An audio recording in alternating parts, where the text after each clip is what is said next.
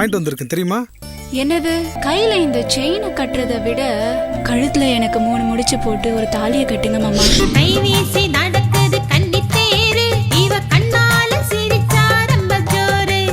தள்ளி தள்ளி நீ இருந்தா அக்க போரு, என்ன கையணைச்சு கல்யாணம் பண்ணி பாரு.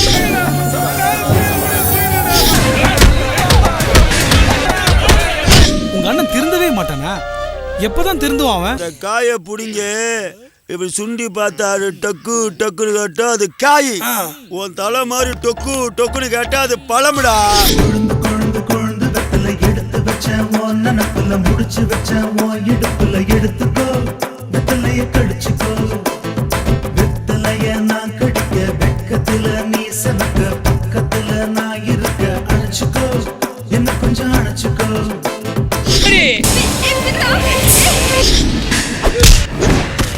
மூடா மூடு எப்படா கிளம்பும்? டேய் கையிடுறா, எனக்கே ஒரு மாதிரி இருக்குடா.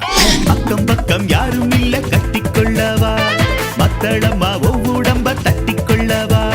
தித்திக்குதே மனசுல உன்னை பார்த்து, பத்திக்குதே வயசுல எதிர்பார்த்து. மாமா